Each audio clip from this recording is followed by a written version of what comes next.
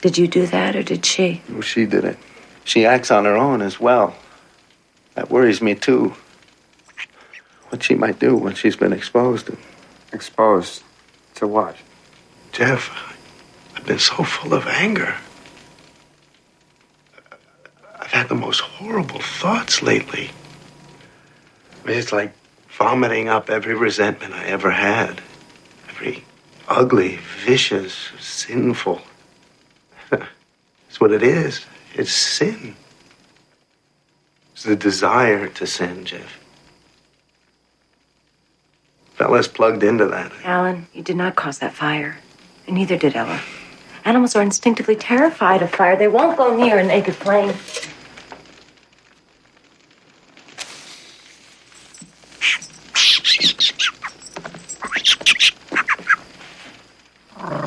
Was that an instinctive reaction? Or does she just know what fire can do? Christ. All right. I'll take her down to the lab and I'll run whatever tests that I can run on her. Although I don't expect to find sin in a urine sample.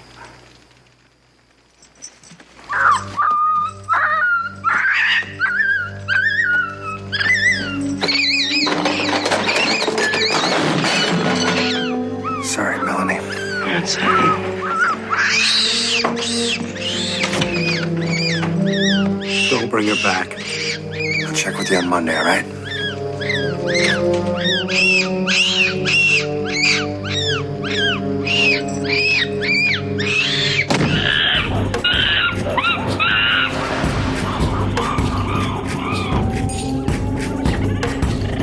This is the emergency podcast system. This is not a test. Movies are bombing all over the country. They are posing as movies you already know. They may already be in your theaters, your neighbor's home, or even your own. Do not panic. Specialists have been dispatched. They will help you identify these pretenders and defend you against this invasion of the remake. Please stand by for further instructions.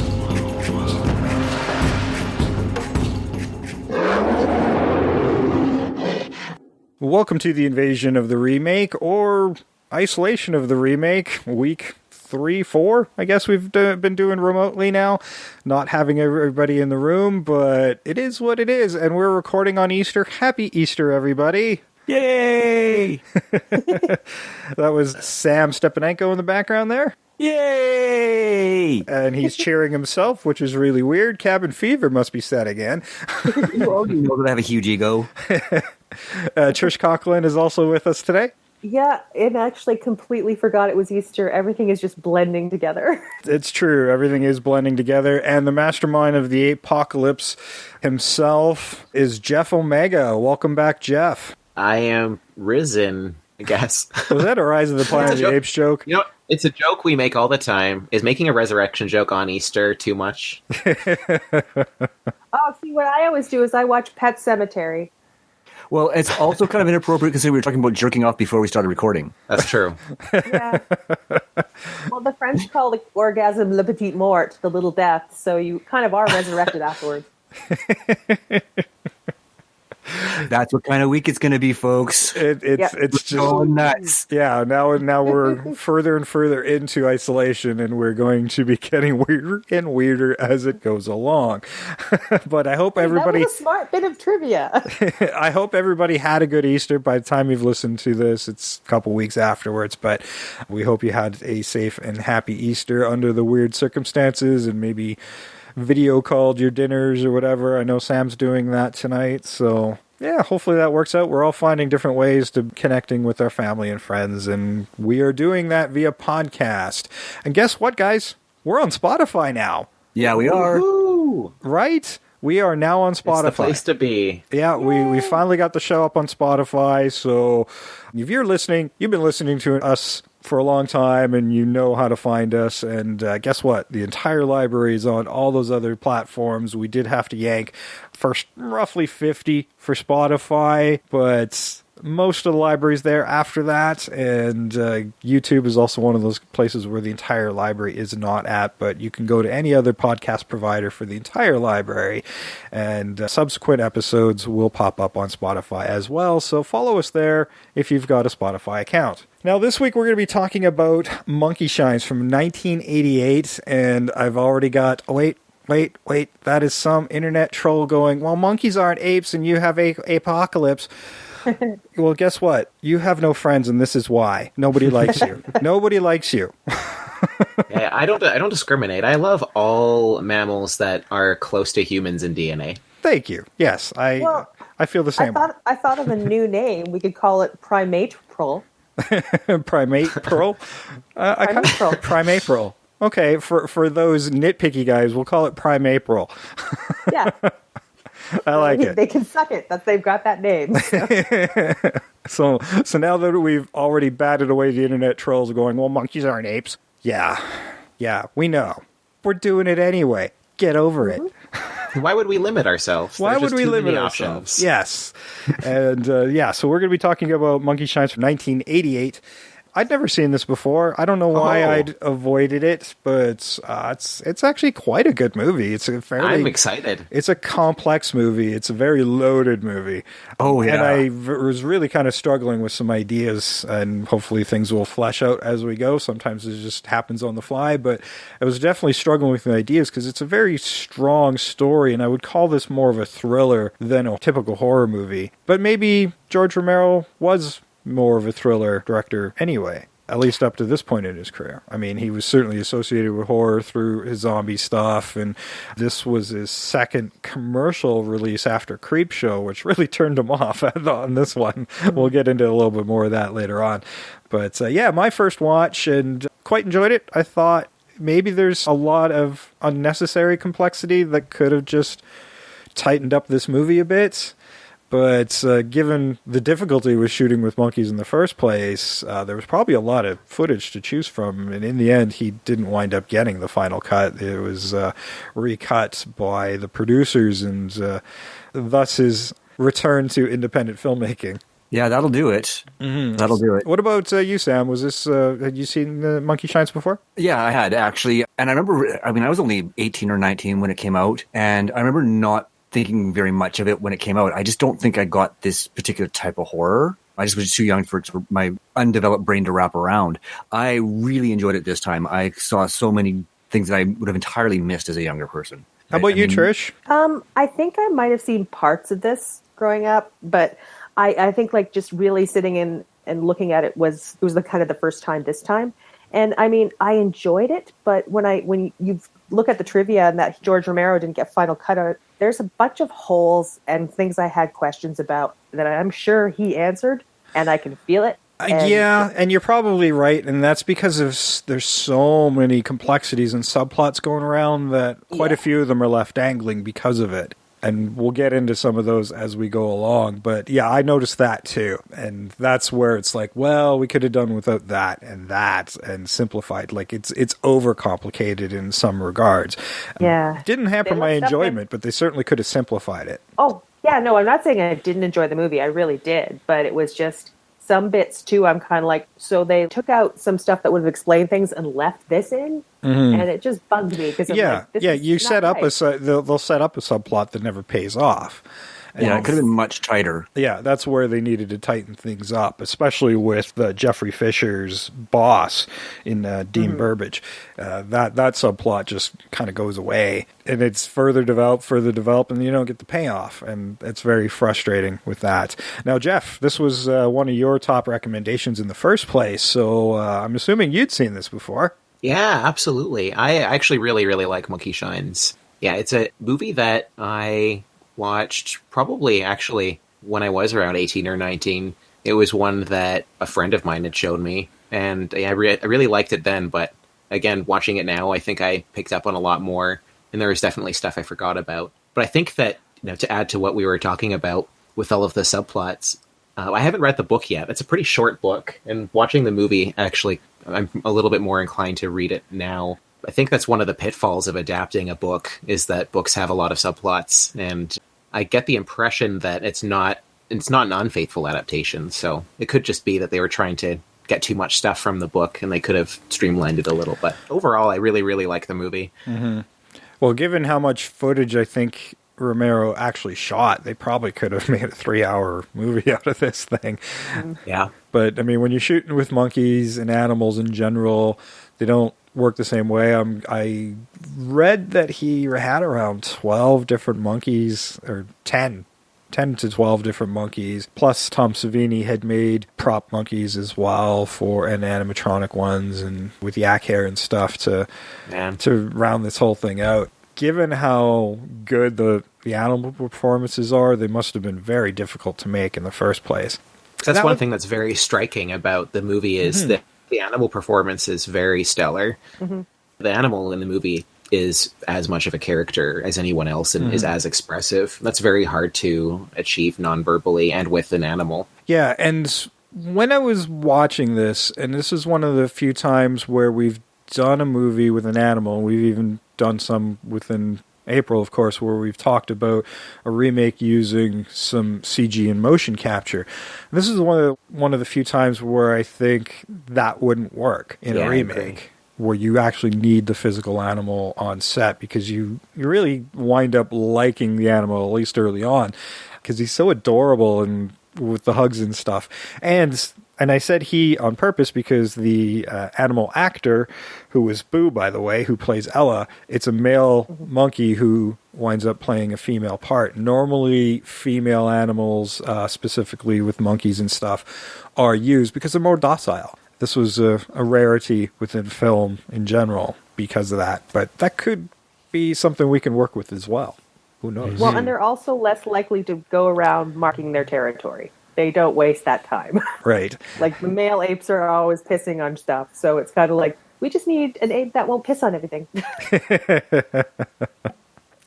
Well, cats, dogs, they all do it. They all do it. That's actually one of the major differences why they generally use females. Is because males, it's a big urination issue.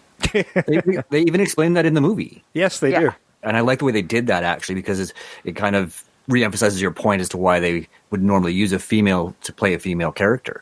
Mm-hmm. But Boo it's funny. You mentioned how adorable Boo or Ella is at the beginning of the movie. And even at the end, that was probably the toughest point for me too, is the fact that even at the end, when she's the bad guy, as it were, you still felt for her because she was just attached to Alan. She wasn't evil. She just didn't want anybody else to be with him. Yeah, well, that's one of the major complexities of the film comes around now. This isn't just a typical helper monkey that was developed. This was a lab monkey that had been experimented on. So we've got like experimental monkeys and a mad scientist who is utilizing a new drug that he's developed from the human brain, and it is developed some sort of telepathy or empathy within the monkey and the person it connects to.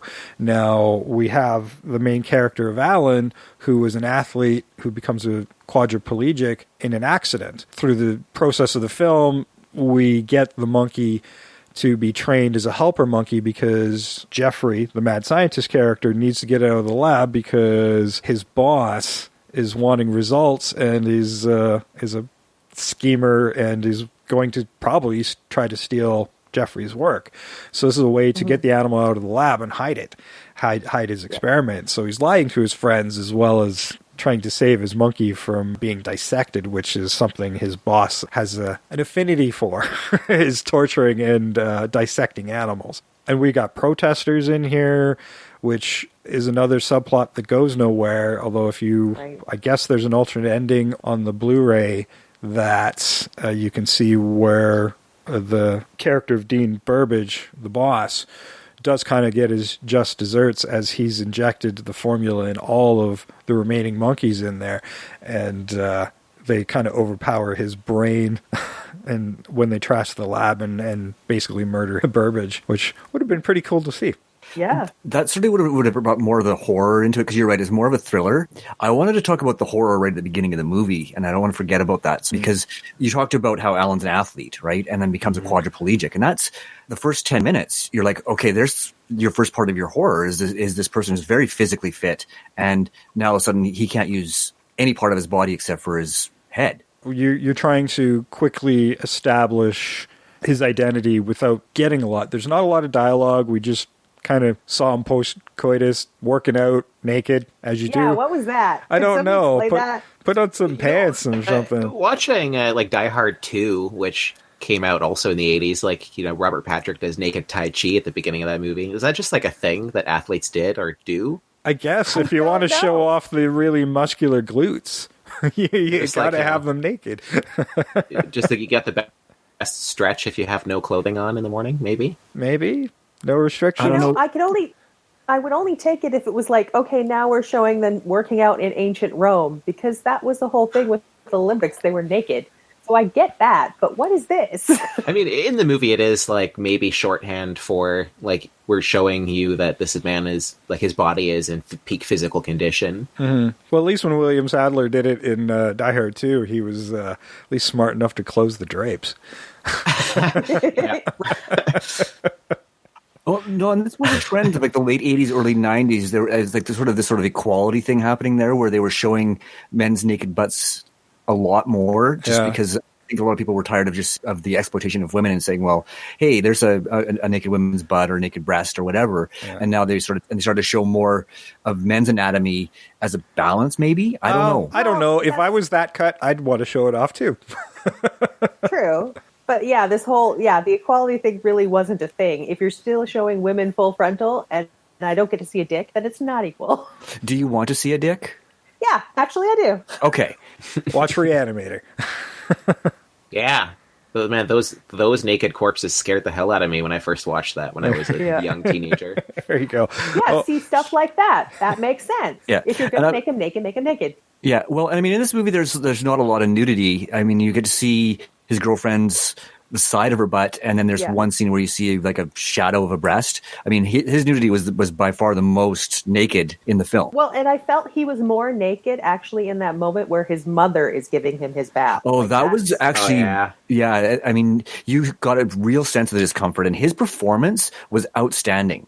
Yes. Yeah, the lead actor in this movie, just incredible. Really good. Well, we'll get into that. We're going to let Sam and Trish and Jeff just linger on the imagery of Jason Bay, or Baig, I don't know how you pronounce his name, naked, while we run the trailer for Monkey Shine's 1988.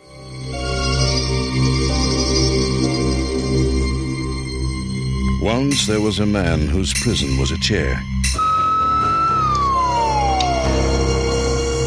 The man had a monkey. They made the strangest pair. What kind of experiment was it, Jeff? What did you do to Ella? What did you do to me? The man was the prisoner. The monkey held the key. You want to be the boss now, is that it? Stop him! No matter how he tried, the man couldn't flee. Locked in his prison, terrified and frail. Jeff, what is it? Jeff, she's here! She's down here! The monkey gaining power, keeping him in jail. Ella, no. Don't do it! The man tried to keep the monkey from his brain, but every move he made became the monkey's gain. Did you do that, or did she? She did it. That's right. She did it.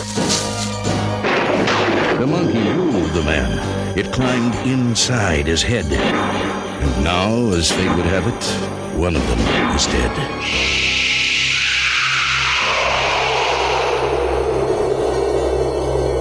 Monkey Shines, an experiment in fear.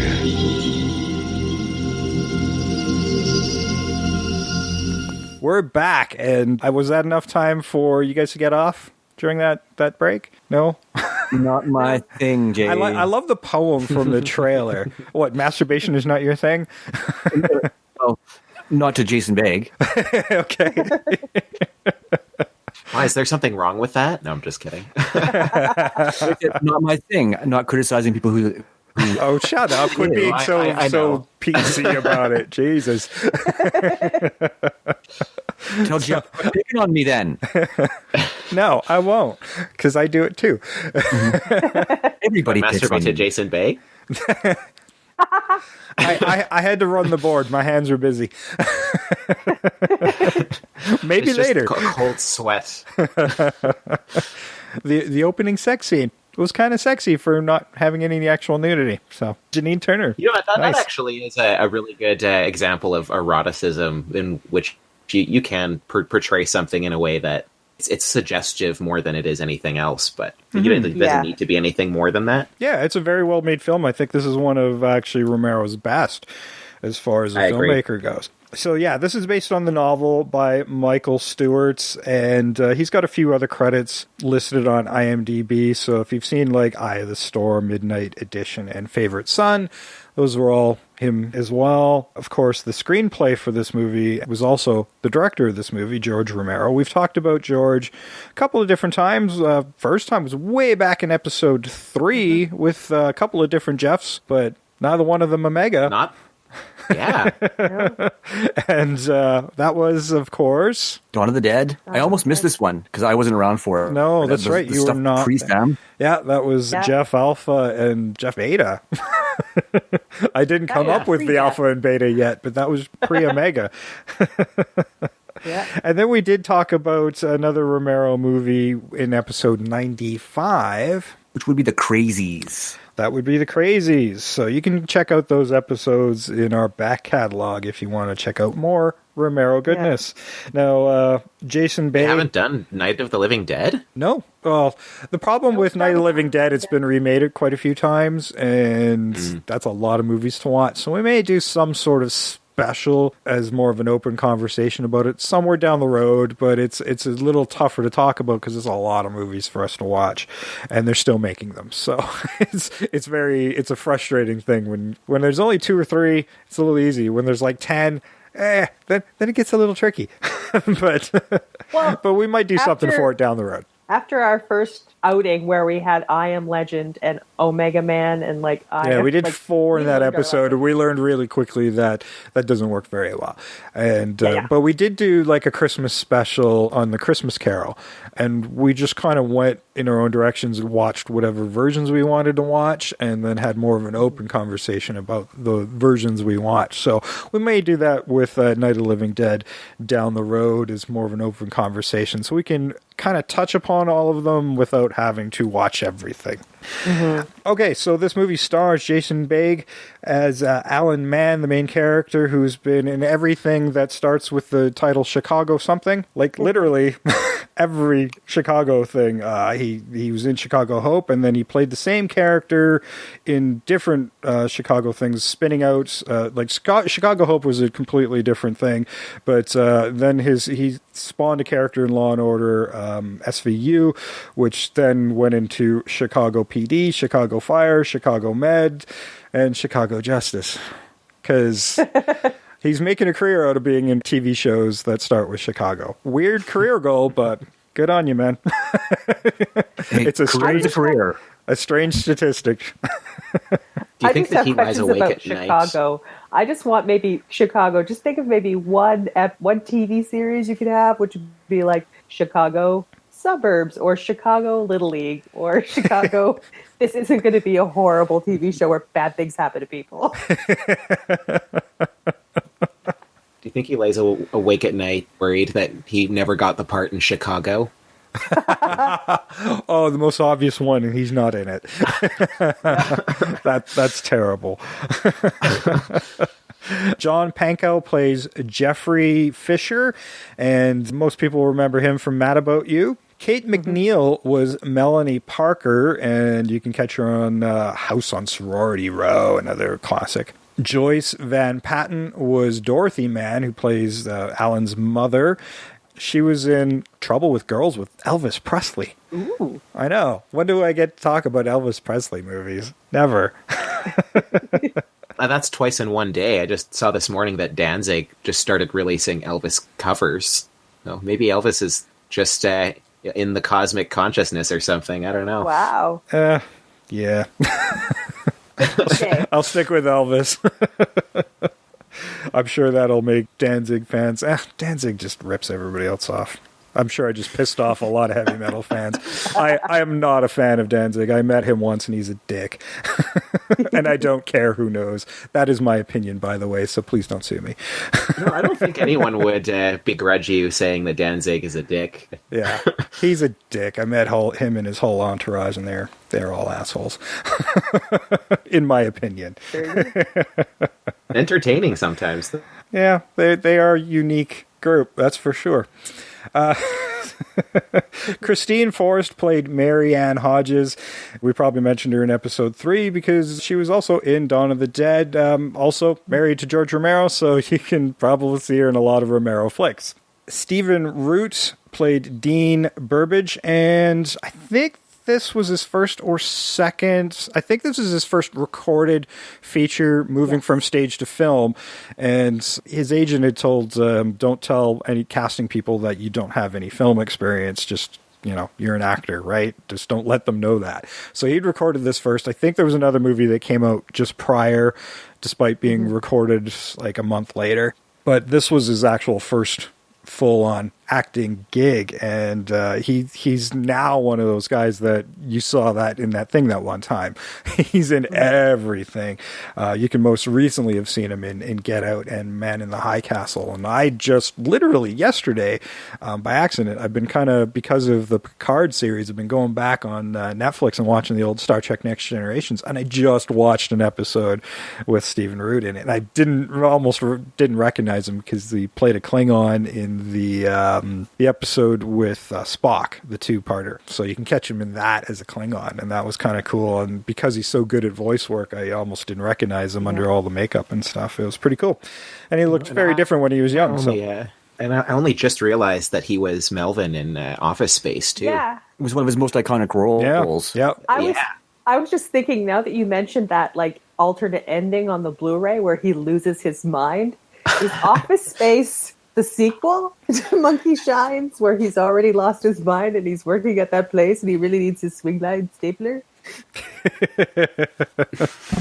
His red swing line stapler. His red swing line. It's red. It's a swing line stapler. You have my stapler. Am I a horrible person that I've never seen Office Space?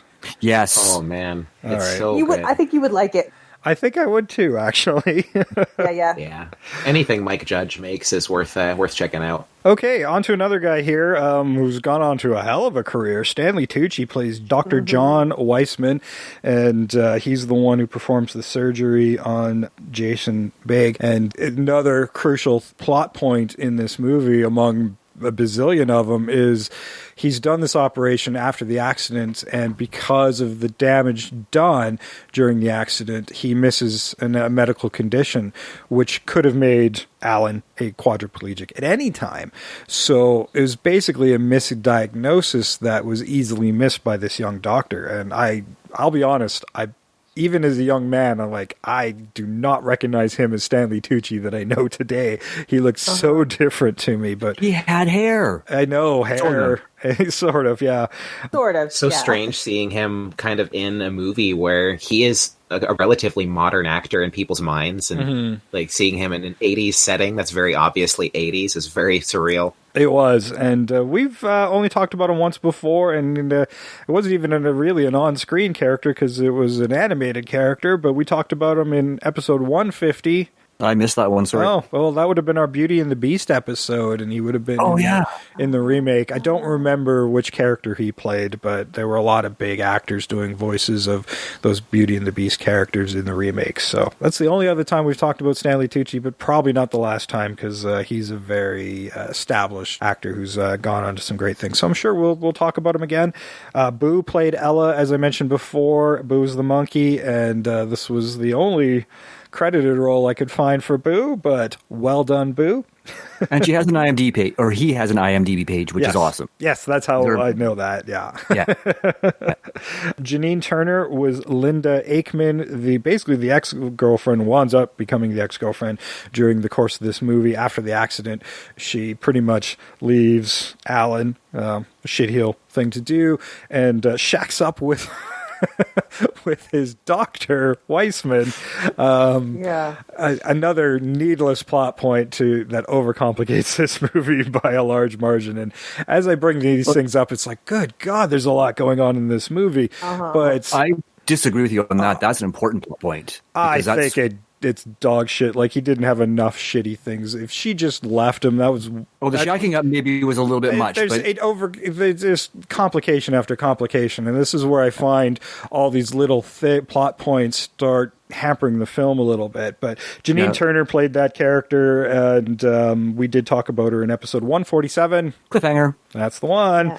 Another actress in this movie. Like, I associate her with her short hair and stuff, and I barely recognized her in this movie. But her career didn't pop until after this, little after this. So she was became a more mainstream actress in the 90s. Did go on to a pretty good career in the 90s. William Newman played Doc Williams, and you might recognize him from Mrs. Doubtfire and The Craft, but we actually did get to talk about him once before in episode 79. Leprechaun. Yeah, we've talked about Leprechaun. Go check out the library. Tootie Wiggins was Esther Fry. She was in Hot Resort. And Tom Quinn played Charlie Cunningham, and you can catch him in Super 8, which I notice is on Netflix right now. And I've only seen once, but I remember it being decent. Yeah, it's good. Like, if you like kids riding bikes and aliens, it's a good movie. Yeah. Well, I guess it was E.T. You know, it really was Stranger Things. Yeah. It was really Stranger Things before Stranger Things, but after everything that inspired Stranger Things. That makes sense. So yeah, let's get into this a little bit. I did mention some of the subplots there as well, because I felt like, you know, as I hit these characters, it might be a good time to mention what those things were going on, and there are a lot of them. There are a lot of them. There's no question. I mean, I still think that's the relationship between the doctor and his girlfriend was kind of important, because that's Ella's motivation to do her first act of violence. Right. True. It's him finding out that they had shacked up.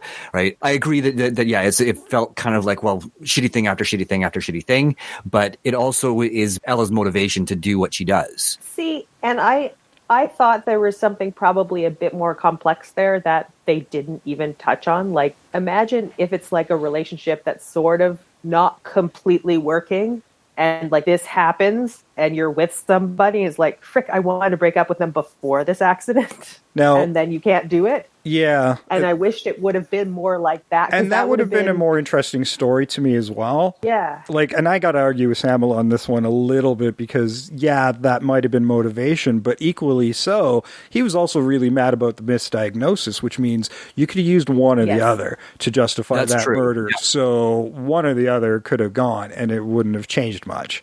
So we had really a double reason for a murder. And part of it, when we talk about this too, is this union between this monkey and man, is the primal nature of the monkey was kind of swinging over to the man, the quadriplegic, with Alan, and vice versa. She would pick up on his emotions as well and needs. As a helper monkey, it would be like, okay, I can get this book and that sort of thing, but would go a lot further than that, and she would react to these other rages and needs. It's like, well, if every dark thing is coming up, well, to solve this problem, I get rid of the problem. There was a great kind of setup there when he's actually in class and the monkey raises its hand for him, not knowing that, like, you know, anybody else would think, well, how would the monkey know that he knew the answer? And that's your first clue, too, really, that there's more happening there, like a sort of a more of a connection than just the animal growing sort of attached to her, like animals grow attached to people. She's very in tune with what he's thinking and what he knows. Mm-hmm. Yeah, which is a great and subtle way to start building that story. I mean, it does kind of sound a little cheesy when you kind of say it out loud. It's like, oh, psychic monkey. But well, the way it's handled is really, really well. Well, what I was wondering about, and was bugging me kind of throughout the movie, is they sort of set it up. It's like, it's the serum that's making Ella smart. It's the serum that has something to do with this, because at the end, Jeffrey Fisher injects himself in order to get closer to the monkeys, which is a whole thing. But what I wondered about was, he's got this brain from Jane Doe, which he uses to create the serum. where did it come from? Do you think that might have something to do with it? It should. In that, I totally love that. Who was this brain donor in the first place, and what was that story, and how does that influence? And goes back to the Frankenstein story of a murderer. Now, this was a case of the brain changing the physical body. Like with Frankenstein, the brain wasn't the person, and that monster was a lot kinder, even though misunderstood. Now, if you read the novel, not the nicest of monsters, but it's still kind of misunderstood. So this would be a way to utilize an old plot point in a very unique way. Well, for sure. And it was kind of funny. When you talk about Frankenstein, I actually was thinking of young Frankenstein. Because when Marty Feldman comes in, he's like talking to Gene Wilder. He's like, where did you get this brain? What was on it? He's like, it's Abby something. Abby who? Abby normal? And it was just, there's something wrong. Like, I would say that I would like it to be like this woman has a past, and that ties into like the aggression and the need to like kill other people who are in the way. That's sort of what I kind of was thinking. It wasn't really a primal need. It was the fact that this brain serum came from somebody with a lot of baggage. And that's a neat idea that I hadn't even considered, where you could go into, like, part of what made The Ring so interesting was digging into Samara's past. So if you start digging into the donor's past, that's an interesting idea for sure. Yeah, she could have been obsessive about relationships, right? Yeah. Like that's like where she was sort of like a stalker kind of person, right? Or a he. I mean, you can flip it on its ear and have him be more of a stalker type. And that's actually and that's actually the simplest way I could even describe this movie. This is like single white female with a monkey. Yes, it is. Can you imagine if they both got the same haircut?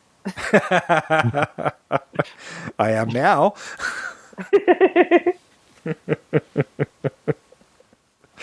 Like that's one of the really interesting things about the entire movie is, like we kind of mentioned it earlier, but Elena just really wants to be with him, like more than anything, like from a pet point of view, like he's the person that she's bonded with, and she's just acting out of interest for him. She doesn't really do anything selfishly, really, until quite late. Mm-hmm. It's like all stuff that like is to like make his life better. For the most part, I wouldn't say that entirely, because with the whole do the task reward system, the monkey didn't want to be a slave to that. It wound up finding its own way out of this cage, stealing the treats, and just eating whatever the hell you want. So when she did something for him, it was because she wanted to. And we do see that flip on its head near the end, where she starts feeding Alan the treats, going, hey, no, you're not in charge anymore. I am. I'm taking care of you, and you better start respecting that.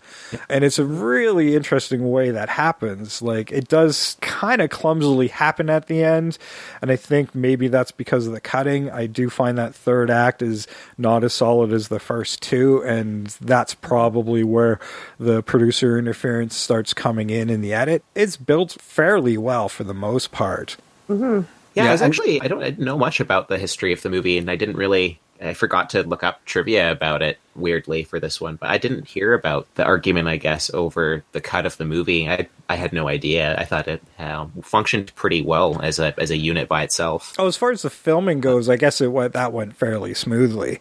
With the test audiences and stuff, that's when producers kind of came in and changed the ending. It wasn't supposed to have the happier and surprise ending as well. The stupid jump scare dream sequence at the end damn near pissed me off so much that I was almost like, fuck you.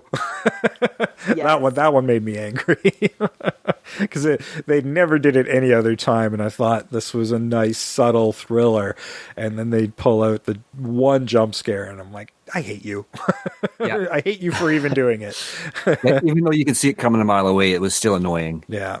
And then they felt to give it the happy ending. He wasn't supposed to recover from being a quadriplegic either, according to the book, I guess. I didn't do too much research into the book, but from what I gathered, he didn't have the happy ending at the end. Yeah, but people love their happy endings, especially the 80s. That was sort of like the happy ending time, right? Mm-hmm. But with horror, you don't want one of those. You don't want you want a little bit of tragedy at the end, even though your hero still comes out victorious. Well, I mean, the setup was there. Like, it didn't feel super forced either. No. Even though Romero had intended to stay a little true to the book, the setup for the happy ending is also there with the doctor. And I don't know if that was a reshot pickup or whatever, but the setup for recovery is already there. Yeah, it was very deftly handled. There's no question. I mean, even if you don't give it the full recovery happy ending, the thought of recovery actually happening is set up because he does make that one short move that saves his life and shows that, okay, if he really concentrates, tries really hard, he can get something moving, which means recovery could happen. And just if leaving audiences with that hope is a happy enough ending, in my mind. Exactly. And it's still ambiguous. And that's something Romero really liked, was ambiguous endings. It was really deflating, actually, because you saw that you get the jump scare, and then you get the hokey music and him getting on the crutches, and it just really kind of yanked you out of the experience you just had. Like, it felt like a completely different movie. I agree. That's where I figure that the tacked-on ending happened, and I can see where George would be very upset with that. And given his history, he always kept his endings fairly ambiguous as to what the fate of the characters were going to be. And what I found was it completely negated half the struggle of the movie, which was with him getting comfortable with or becoming used to losing that very physical part of himself and being able to be taken care of. Like, that's the whole arc, is to him. Oh, the emotional stuff is very compelling. Yeah. Yeah, that said, though, like, every person is really mean to him. Sorry, what was that, Jeff? Like, every person is, like, as shitty as they can be to him, like, to his fairness. Like, it's tough to be weighted on, but every person also treats him terribly. Yeah, except for Melanie. Yeah, except for Melanie, who comes in fairly late. Ooh. Yeah, his nurse is fucking Nurse Cratchit with her. And another needless complication was the bird. But at the same time, it's the first murder. You keep it minor, right? I think that was the part that I had, like, the hugest problem with, because that nurse is terrible at her job, and it's just a bad thing. You don't bring your pets to a living kind of situation, A, and then B, his mother doesn't say anything to her. She's witnessed this nurse being bad at her job. Yeah, if you're taking say anything. care of a quadriplegic, bringing your animals into a live-in situation and letting them fly around the house unattended, that's terrible. I mean, the bird actually attacks Alan, and he can't do anything other than try to blow it off his face. Yeah, and that's one of the few, like, really weak points in the body of the film that I found was you weren't supposed to like her, but I don't think you need to dislike her as much as you did. No. Yeah. Mm-hmm. Right, I could see her being kind of impersonal but functional. This nurse is, like you said, Trish, is terrible at her job. Yes, she can't do it. Yeah, and I don't mind a jealousy angle as a helper monkey comes in to take some of the burdens off of her, that building resentment maybe of her having to do all these things and not getting the thanks she should justifiably get. And now this monkey comes in and conflict happens there between her and the monkey, and I think that is enough, other than trying to ratchet up your dislike of her. Like, it doesn't come off cheesy, but I mean, even Alan calls her Nurse Ratchet, so there's no bonding between the two. Yeah. Like, and I don't think it took me out of the movie how angry I was at that character. Yeah. And I found the complication with the mother as well kind of bogged the movie down when she turns up to replace Nurse Hodges, Marianne. Then it just gets a little awkward and uncomfortable. Part of it's the emotional stuff as well. The embarrassing stuff with Mom kind of treating him more like a baby, where a nurse doesn't. Yeah, I actually thought that worked. But I don't think they did a good enough job establishing their relationship at the beginning of the movie.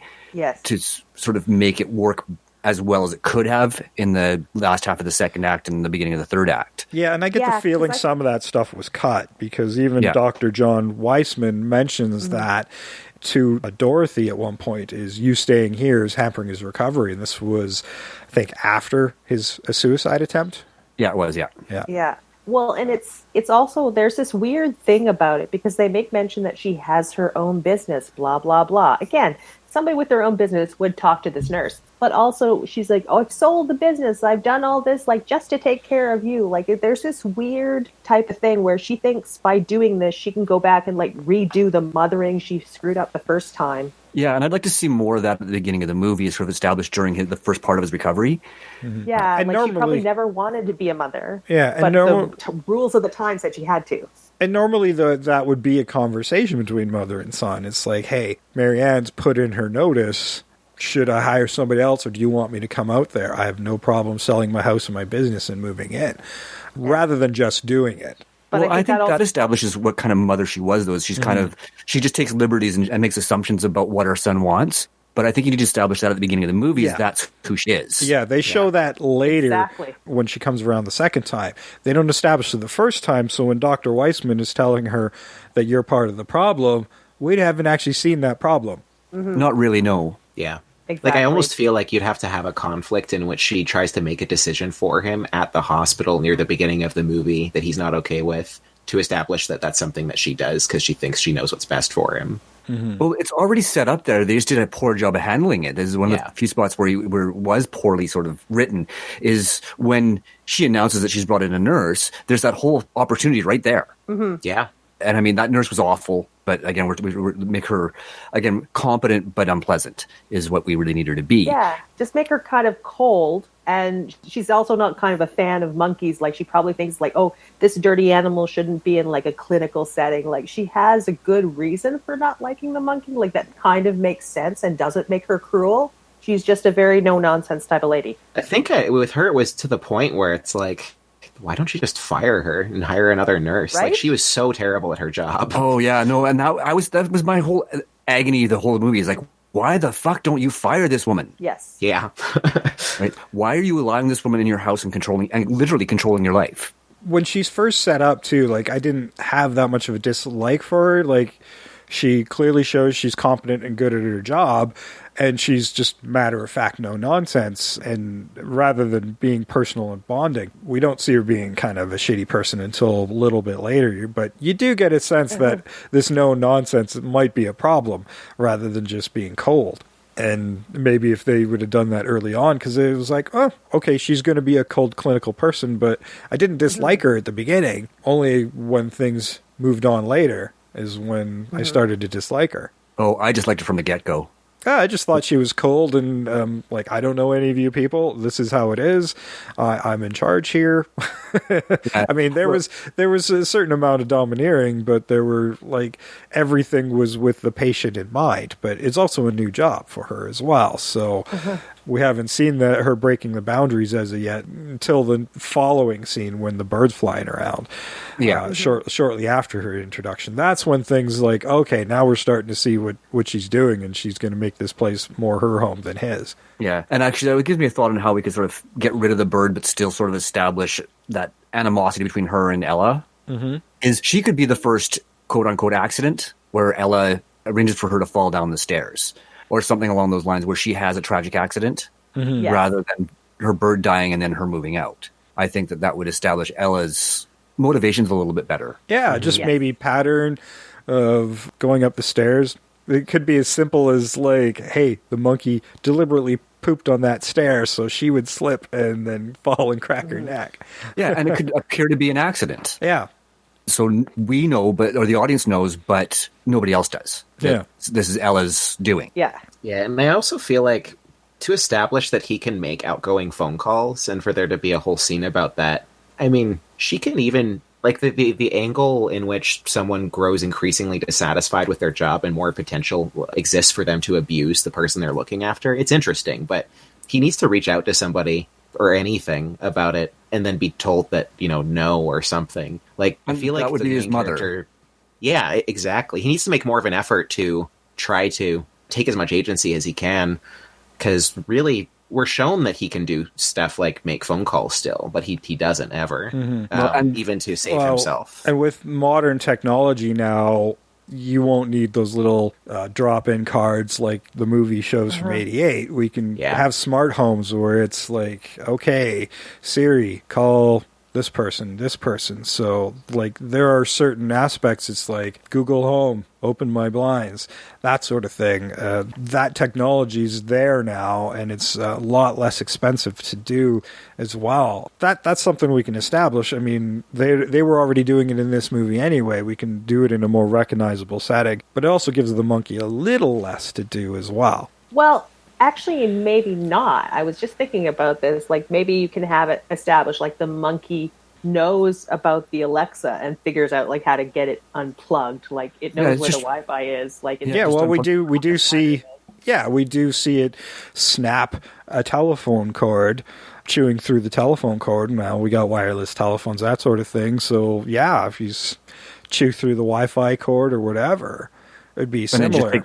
Just turn the phone off or hide the phone somewhere where he can't find it. Mm-hmm. Knows where the fuse wakes box up one is. morning and the phone is broken or something. Oh, like, it's like fallen off of the phone or something like that. Yeah, you could actually have a really fun scene there where you sort of show her doing all these things before the climax of the film, where she's turning off the cell phone or breaking it and turning off the router and the power and all that. I think that'd be really interesting. It's the cell phone would be easier to handle than the full 80s phones, and you could just have her smashing it on the corner of a coffee table or something like that. Yeah. Yeah. That violent act would be something we would associate as well. It would be a visceral thing for the audience. So I think that the kind of the balance of the story, even though it maybe wasn't as present, I kind of feel like if you were going to do a remake, the story is like somebody who has agency and they have their agency taken away from them. And I feel like for a story, he should be in a position where he's trying to make decisions, and his mother's ignoring him. He just feels more and more helpless, but Ella's like maybe his outlet to not feel helpless, but it's dangerous. Mm-hmm. Exactly, yeah. I think they missed an opportunity there for everybody to sort of treat him as not just physically disabled, but mentally disabled. Yeah. And they kind of steamroller over him. I think that's where you're going there, Jeff. And whereas he's like, no, my brain still works.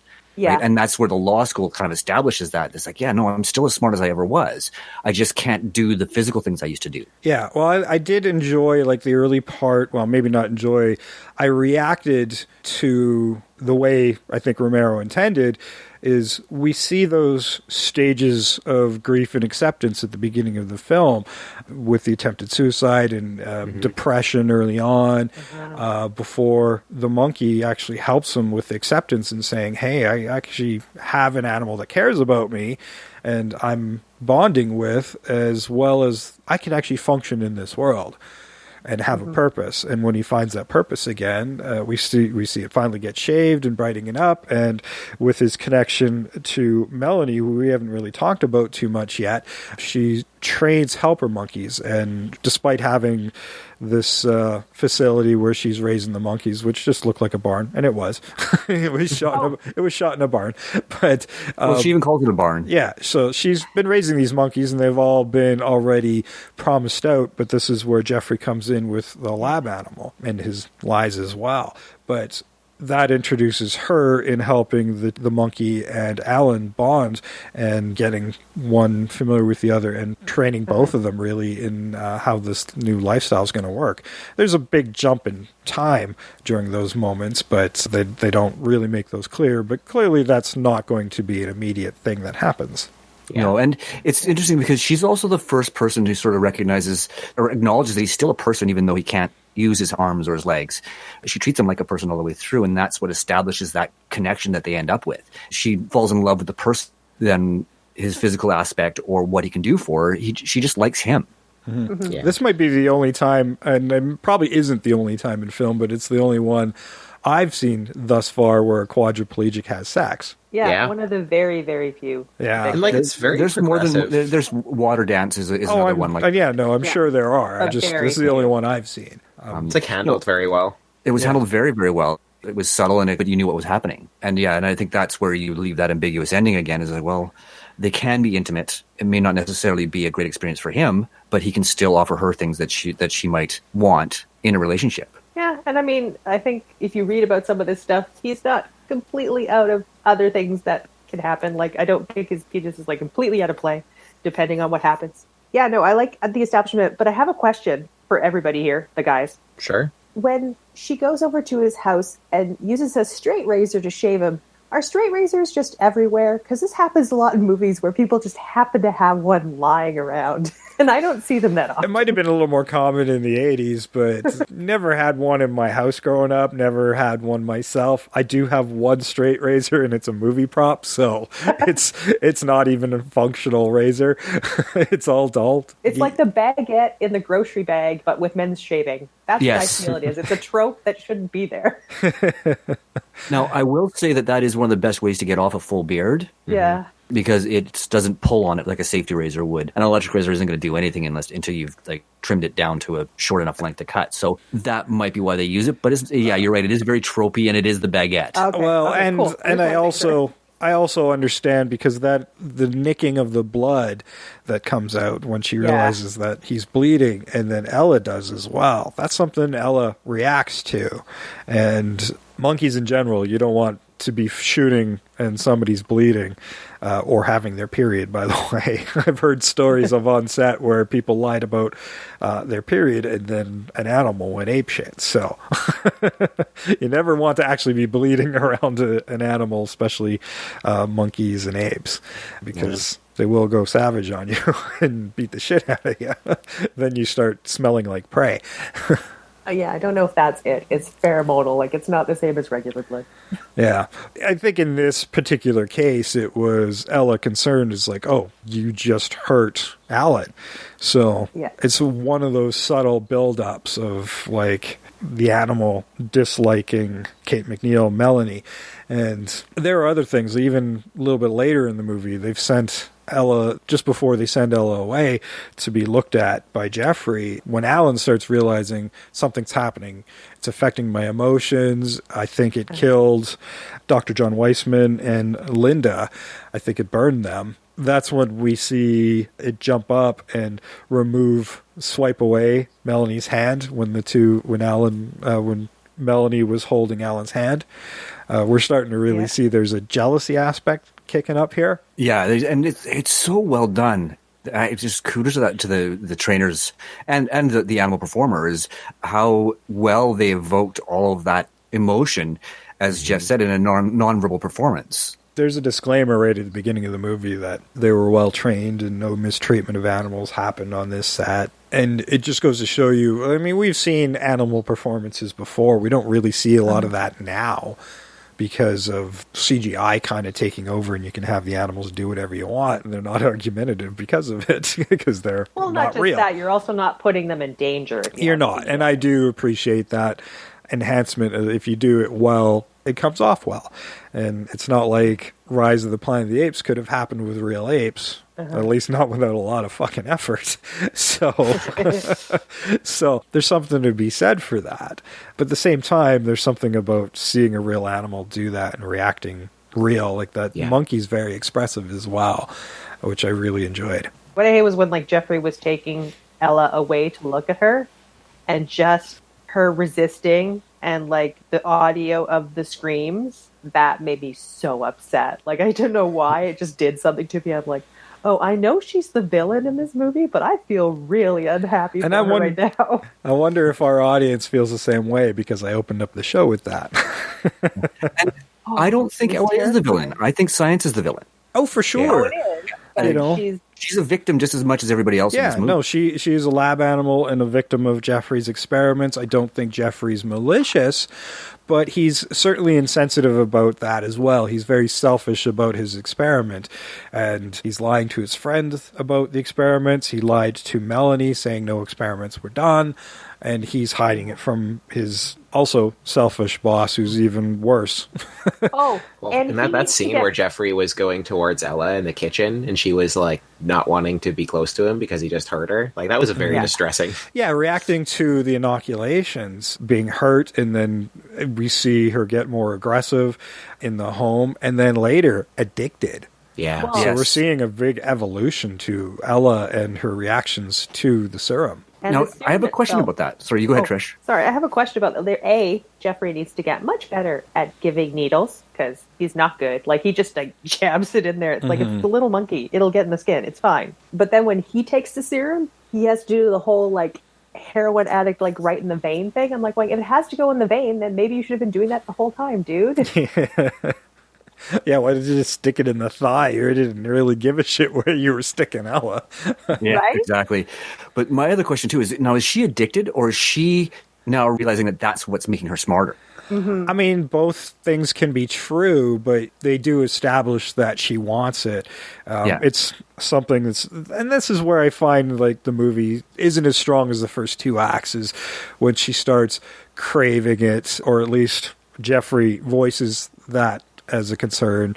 He's prepping the needle, and she's not shying away from it now. And but that could just be embedding. Like maybe Sam has something there where like Ella has gotten to a point where she's hit a wall, and she's smart enough to realize that the serum is what's been able to get her to this point. So she's now at a point where she needs something extra, so she needs to get the serum. Because she has motive now. Like she's established that she is motivated by things other than food or sleep or hunger or whatever the case may be. She has emotional motive. At least that's what I took away from it, was that she was smart enough to realize that that's what was making her smarter than, or giving her the ability to do these things.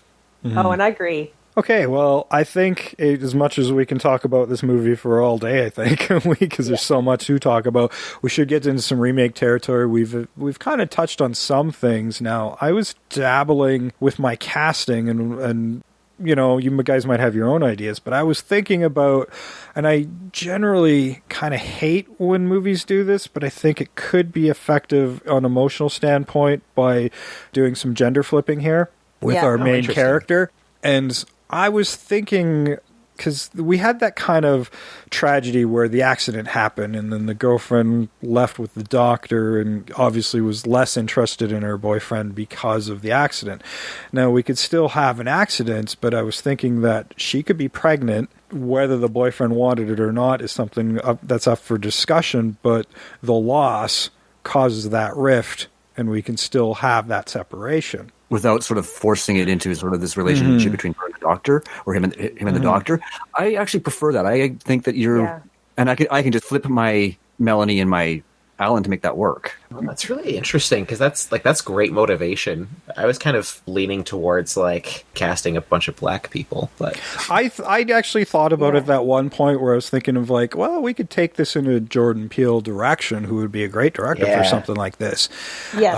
And I was initially thinking along those lines, but I'm like, you know, it's the emotional stuff that's really engaging in this movie. And to still have some of those tragedies while still trying to make it a different dynamic. And I thought the gender switch might have been the strongest way to do that. There's also a lot, like in doing a gender switch, there's a lot of like additional subtext that just already comes built in, like, you know, like a woman who's a quadriplegic and everyone's waiting on her. Like, just everything takes on an entirely different lens because the main character would be a woman and in a, you know, like a victim position. And they have entirely different needs than a man might too. Well, not entirely, but a lot of, there's some things that are I would anticipate are more challenging. And honestly, the whole bit too, like, I mean, I can see the rage you would feel. It's like going, you know what, before this happened, nobody fucking listened to me. And now this has happened, and it's just worse. Like, I felt powerless before. Now I feel even more powerless. But when Ella kind of opens that up where she can get shit done, you can make it really terrifying. Well, because, you know, in the depiction of film, the only other, like, female character who becomes a quadriplegic that I can think of kills herself in $1 Million Baby, so... I keep thinking of Boxing Helena as well. Oh, yeah, that's right. Which was a pretty uncomfortable movie as well. But we noticed somebody didn't want to be associated with that. That was a whole thing. Yeah. Now, this kind of does away with, unless we turn, like, Dr. Weissman female, but... I didn't want... I kind of wanted to do away with the whole... his doctor was cheating with his ex. The only thing that adds is, like, for him to be suspicious of the doctor, to come from a point where it could be jealousy, is enough of a reason to write off his concerns when he is right, I think, in the movie. Now, like, what I was thinking... I mean, like I said before, I think misdiagnosis is enough to cause the anger, but... For sure. If you had a male misogynist doctor who may be getting inappropriate with a patient who can't do anything about it, that'd be so uncomfortable. It would be very uncomfortable, especially in a horror movie like this. Then you're kind of rooting for Ella on that one. And there's another thing about that too. Speaking like just as a woman, sometimes you go to doctors and like your concerns they don't take it seriously. They're like, oh yeah, it's just a little bit of pain. I'm like going, no, it is a lot of fucking pain. You don't like, this has been consistently studied.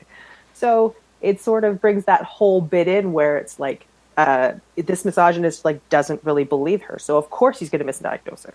Mm-hmm. Yeah, totally. Like that happens all the time. That's like, you're absolutely right. Yeah, and it's something people can associate with. I mean, it happens to male patients as well. I just had one a few months ago where the doctor was on his cell phone the whole time, and I'm like, what just happened? Nothing. I had to go to somebody else. But it's like, okay, there are shitty doctors out there. It happens. There are a lot. Well, and this doctor's arrogant. Yeah, right? He is the best. And I think that's important too, is because he's young and he's fresh as a doctor. Maybe his bedside manner's not good or whatever, but he's young, he's overconfident and missing stuff because he thinks he's rules the roost because he's so good, he's fresh out of school or whatever. A lot of these doctors think they know everything, and they're just starting to learn, really, when it comes to more of the subtleties of dealing with patients. They all think they're house, and they're not. Yeah. Yeah, there are definitely a lot of doctors that have shitty bedside manners. But yeah, so I thought maybe shifting the gender could really change this movie and still keep it familiar at the same time. I agree. I think that it adds enough, just because of the current, climate that we live in and everything else. I think it would be the thing that you could justify there being a remake over. Because it does add a lot, and it does have it opens up an interesting conversation, because otherwise it is a really good movie, and I was having a hard time justifying remaking it. Yeah, I was too, and there was actually a different angle that I thought was pretty good that I had after I watched it, and then I didn't jot it down, and it was completely out of my head the next day, and I still don't remember what it was. but then the gender thing occurred to me when I was doing my casting yesterday, and I'm like, oh, that could be interesting, and normally that's something I don't like in a horror movie. Like, it didn't work when we did The Hitcher in my mind, but it could really work here. Yeah, because it's a different kind of story. Yeah, right? and I mean, I would want to switch the gender of the monkey as well, because establishing that rare moment where, if he's experimenting on animals, male or female, maybe he's got a 50-50 or whatever, and this one's reacting to it. So when we establish that male monkeys can be a little more aggressive, that works to our advantage. Mm-hmm. Well, you could just change the name to Boo and have a nice little tribute. Yeah. Yeah, but see, I kind of like the fact that Ella was, female. I mean, if you're going to make it a female woman, it's kind of the whole bit of, it sort of undermines her power if it's, another man fighting her battles, even though it is a monkey. Well, yeah, you might be right there. And honestly, I do find, females... Well, that's not true, because cats, usually the females are the bitches. But with dogs, it's usually the females are a little more affectionate. But it could be this bonding, this helper monkey wants to do things for her because she kind of understands her position. I think that's could actually female bond. Yeah. I was going to say, that could actually feed really well, because up to this point, our Ella has only been in contact with men, and all they've done is stick her with needles and make her do things that she doesn't want to do, and then she gets in with our Ellen character, Ellen, that's not going to work. But anyhow, but yeah, she has this character who actually shows genuine affection for her, and she starts to do things because she wants to, not because she has to. Mm-hmm. Now, I'd like to pull in the mom who's probably never really affectionate growing up, but has become overly so and overly concerned as a mother would maybe in one of these circumstances. And we can still play with the nurse as well in a very similar situations where even the women in her life are failing her. Yes. I actually had an idea. What if it's a stepmother? Because that then fixes my casting problem. Oh, sure. It doesn't really matter that much, but yeah, if her father's gone because there was no father figure. Why is it always in these movies there's only one parent? But casting cheaper. Yeah.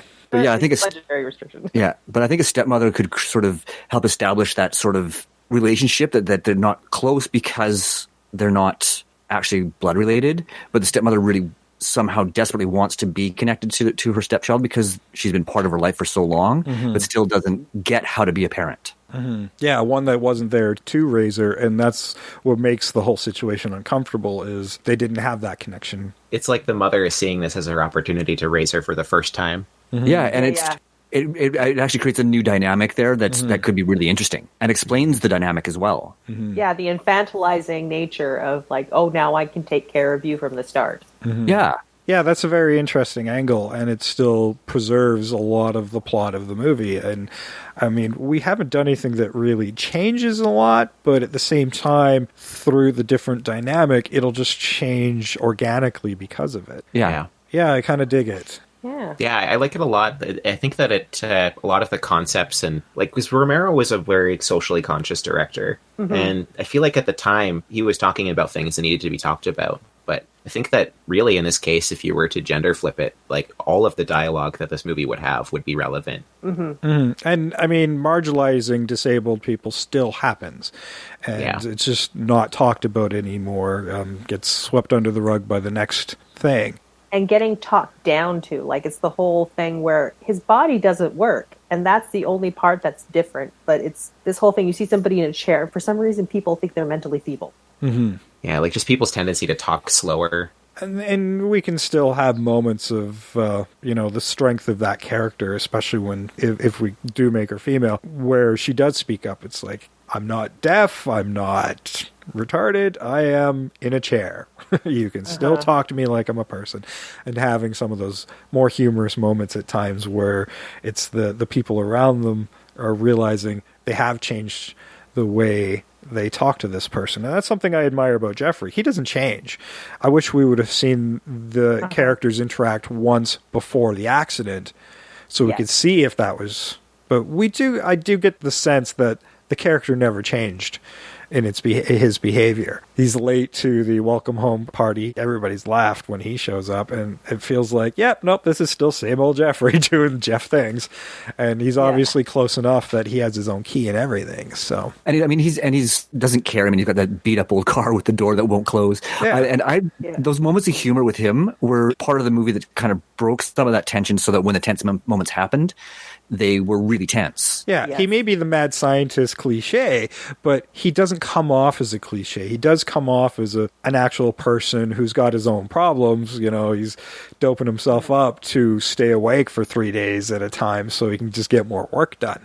So it's going to affect somebody on a personality level, and that makes him a little bit eccentric.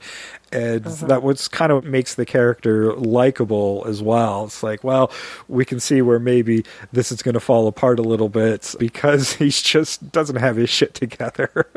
No. I think that ultimately with a movie like Monkey Shines, you want the whole thing to just be a tragedy. Like, you want everybody to be, to have their goals and to be trying their best, but it's not like anybody is, the cut and clear villain of the movie. Yes. Okay, well, I think it's we've got something fairly cohesive here. Let's move into some casting. Now, I'm sure none of you casted with this female character in mind, but let's hear what you've got in store. Let's start with Jeff.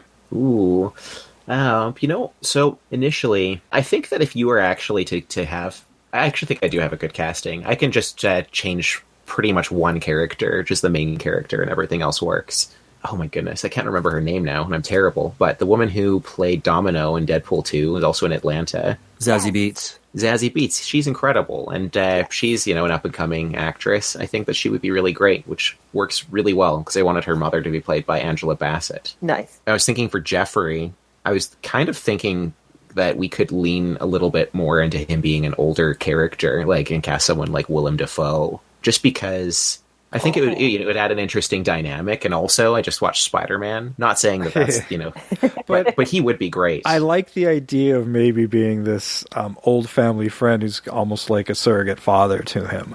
Yeah, that's kind of what I was thinking. Yeah, so Willem Dafoe, I think, as Jeffrey would be pretty good. Yeah, those were really the three main people I was casting. Just because usually with movies like this, I don't like to lean into casting every character, just because, I know we don't think about budget, but usually I like movies that really focus on just a couple core characters, and those are the people that usually make a movie really sing. Not that character actors. You know what I mean. That said, I think nobody knows what you're talking about. you could recast. Goodness, terrible with names. The guy who was in Get Out. Daniel Kaluuya. No, like the older guy who's already in this movie. Oh, Stephen Root. About him. Stephen Root. Yes, thank you. Oh my goodness. Yeah, you could recast Stephen Root in this movie pretty easily, I think. I did. I just kept him in Dean Burnabage's role. Yeah, perfect. Yeah, I thought about it. The role.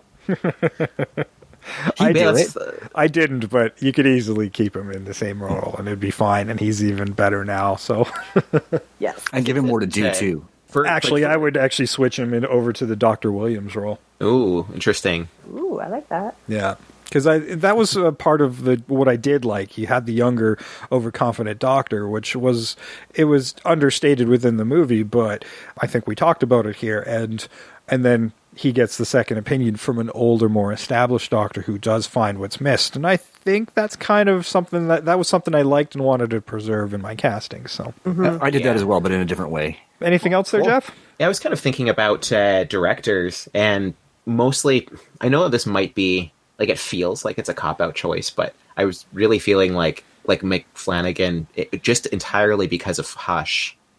Funny, that's who I usually picked as my director as well. Yeah, because Hush was just such a good movie. Yeah, exactly. Like, that atmosphere is exactly what you want. Oh, you know, if somebody's going to remake it well, Mike Flanagan would be all over it. It's actually something I actually didn't consider, but having seen Hush, it makes a whole lot of sense for sure. Yeah, like, they're different movies, but he has the right sensibilities to really, like, make a movie like this. Not only really good, because he's a great director, but also incredibly tense. Well, yeah. And he's also good at acknowledging disabilities and making them work in context with a film. Yeah. Mm-hmm. And what was the series with the haunted house that he did? Haunting of Hill House.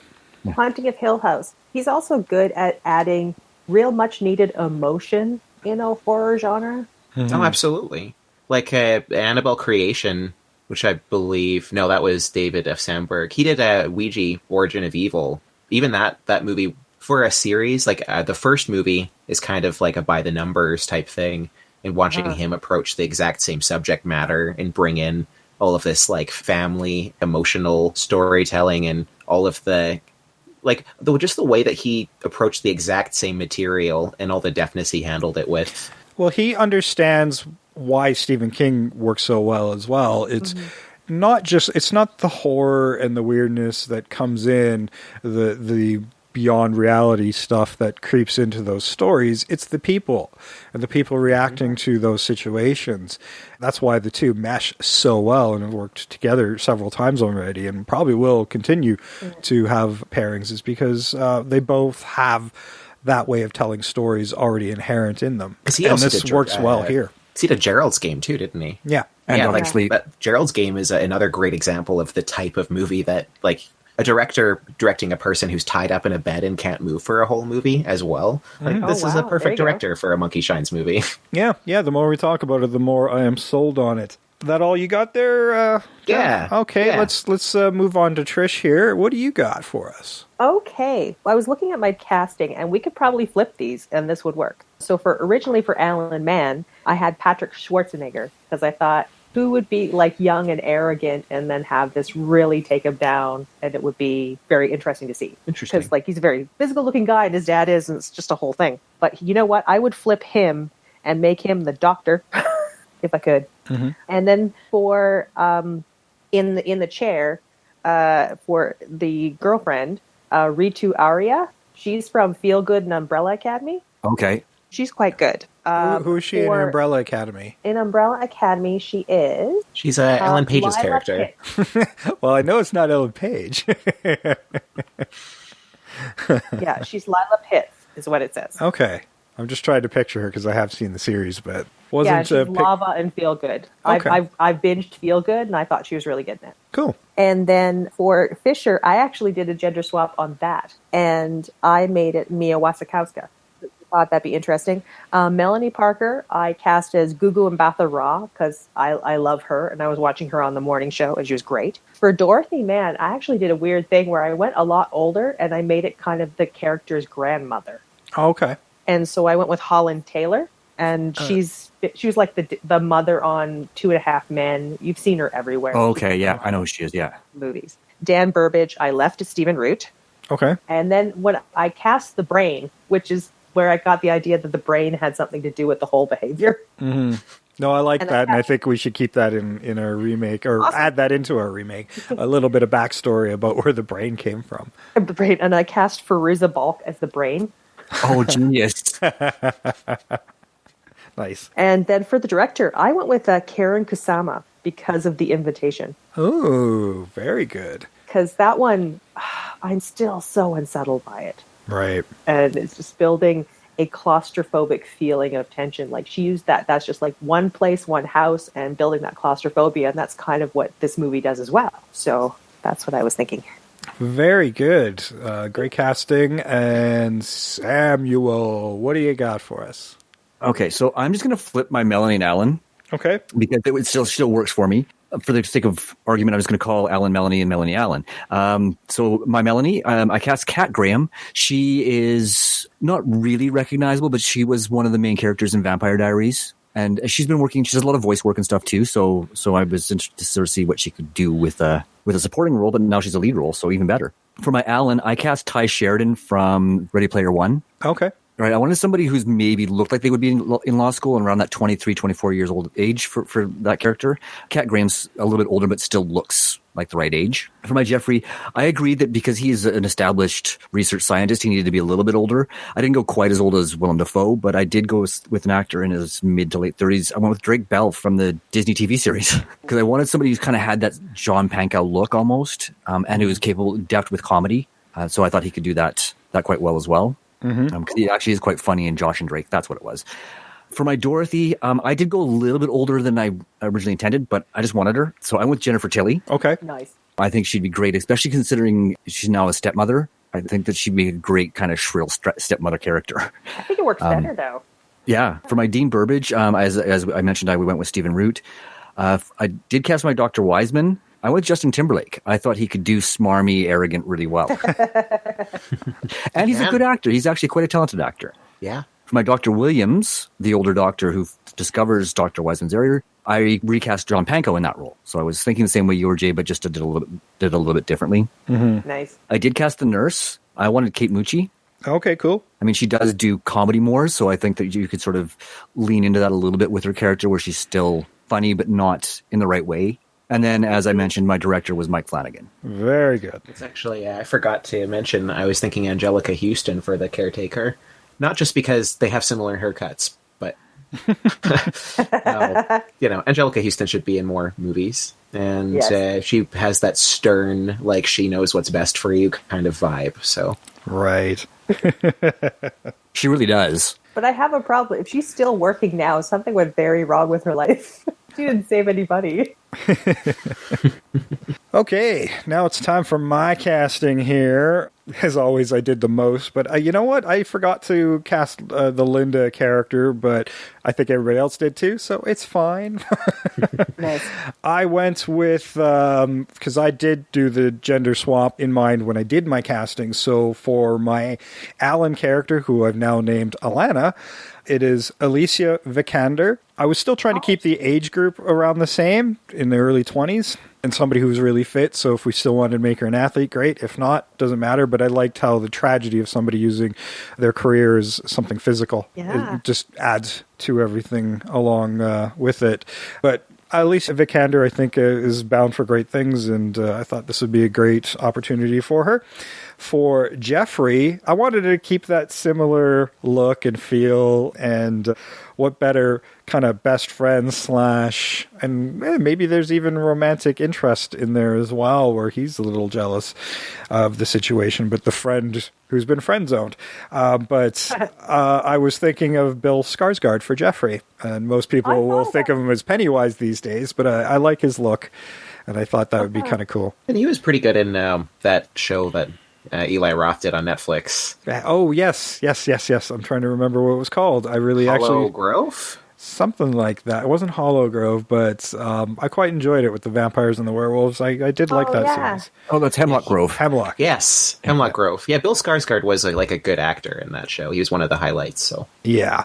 For the Melanie character, who I've now just named Mel because I've made that character male, I went with Dev Patel from Slumdog Millionaire. For Dr. Weissman, again, I wanted the young, arrogant doctor, much like Sam wanted. I went with Taron Egerton from The Kingsman. That's good. Oh, he'd be really good in that. Yes. Yeah. I think that'd be a good change of role for him, too, because he's sort of being played the likable kind of guy. It'd be fun to see him play something else. Yeah, exactly. Instead of the heroic character, it'd be a little smarmy, because he does come off a little smarmy at times. So even in Kingsman, so I'm like, let's play into that a little bit. In Kingsman, he's not that likable. Just saying it. For Dorothy, the mom, I went with Toni Collette, thinking about the performance in Hereditary and being this emotional piece. And I wanted to draw that out, which also connects to my director, who is Ari Aster. And he's so good at adding tragedy to his horror. And so... that's why I picked him. Still got a little more casting here, though. For Dean Burbage, I went with Brian Cox from Autopsy of Jane Doe. He's got a very similar type of character to Stephen Root, so casting-wise, it's great, but you could have just kept Stephen in there as well. For Marianne, the nurse, I kind of wanted to give her a more malevolent look, even though she doesn't do anything too horrible. I went with Michelle Gomez, who you can currently see in Chilling Adventures of Sabrina, and she was also Missy in Doctor Who. For Doc Williams, who's also my last one, I went with, because I wanted an older guy, but somebody who was very likable as well. I went with John Hannah from the Mummy movies. Oh, that's a nice choice. Yeah. And it's one of those characters that come in so late that it's like, damn it, I want to see more of that person. Why didn't you bring him in earlier?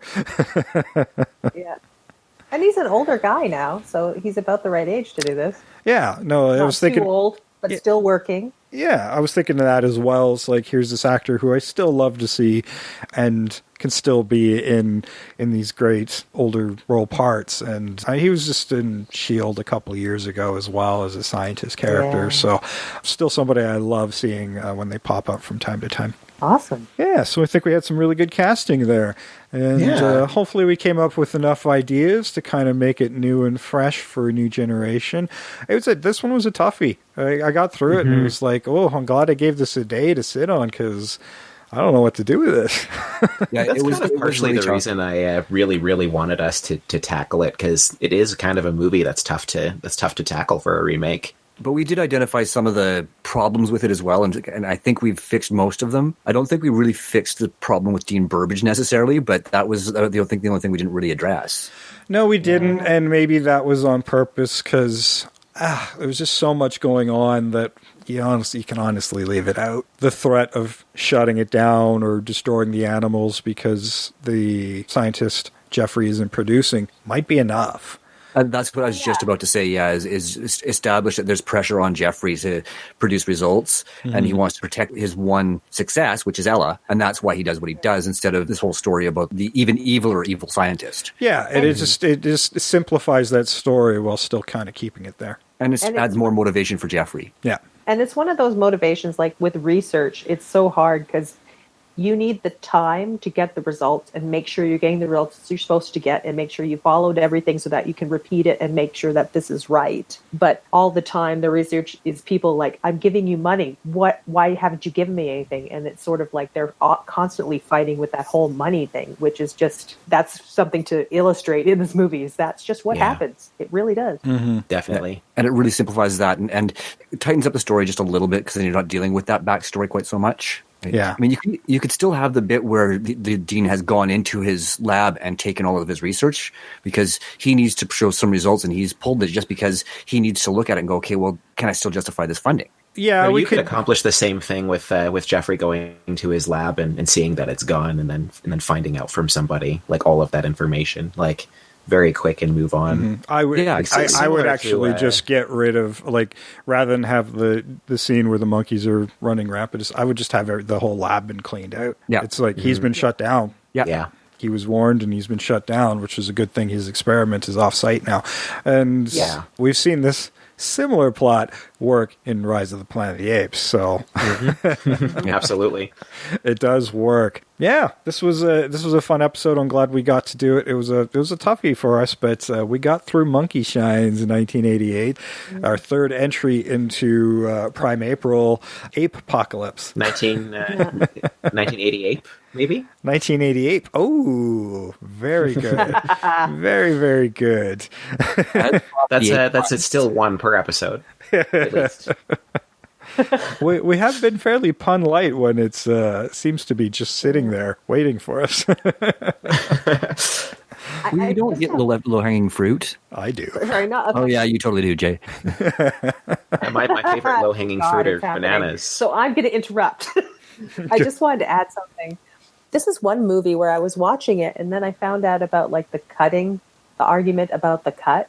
And it's one of those movies where we've done, and I'm like, well, I just would love to get my hands on a director's cut of this movie, because I feel I like George Romero, and I know that there's some answers in there, and it bothers me that I can't get to them. Yeah, it's unfortunate that that's not going to happen, but maybe he's got some notes lying around and somebody can reconstruct, assuming the footage still exists somewhere, and reconstruct a intended director's cut. Oh, that would be pretty cool. Yeah, no, it'd be pretty cool. And if everybody else would like to see it, let us know. Let us know your favorite ape and monkey movies, and maybe we will do a round 2 next year. You can chime in on your favorite primate movies and simian movies in the comments on all our social media, at Invasion the Remake on Twitter, Invasion the Remake on Facebook and Instagram, and Invasion the Remake at gmail.com.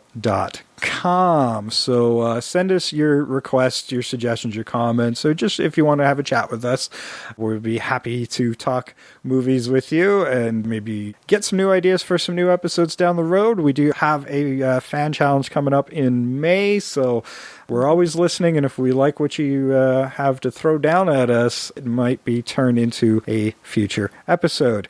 Make sure you tell your friends and family about the show, and while you're on your devices, leave us a 5-star rating and a short review over on Apple Podcasts or the podcast app of your choice that you are currently using. And we're, like I said at the top of the show, we're on Spotify now, so you can follow us there, and even frickin' YouTube by following us there and ringing that bell for notifications. We also have a Central Hub website. Sam, give them that website. It is invasionoftheremake.wixsite.com/podcast. Go there. It's fun. Yes, it's fun, and all the episodes are there. Or you can find us on our Libsyn as well, which is Libsyn/Invasion of the Remake. So that was our third entry into the ape apocalypse. Yes, we know this wasn't an ape. Don't be a dick. It's primate. It's in the title. Now it's we know it's April. not an ape. We know it's not an ape. But we definitely have some apes for you next week. I think it's a fairly obvious one, but you're all been like, when are you doing it? When are you doing it? It's happening next week. I'm not going to tell you just yet, but I'm sure if you take a wild stab at it, you'll probably be right. As long as you don't guess the thing. No, it's not the thing. There's no monkeys or apes in that movie. Not happening. I mean, that would be an interesting add to the thing. Oh my goodness. They're training helper monkeys in the Antarctic. Yes. Because they work so well in the frozen tundra. Yeah. Yeah, totally. I'd be amused to see it.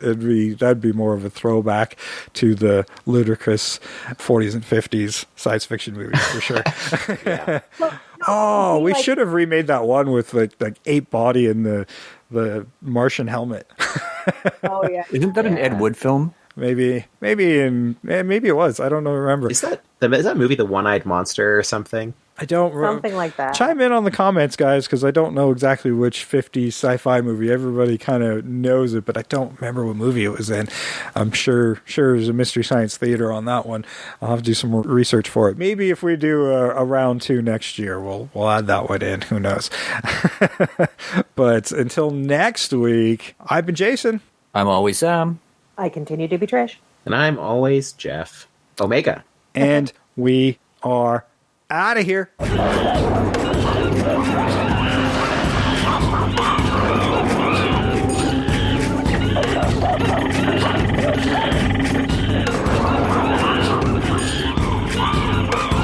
Get away from me! Get away from me! Get away from me!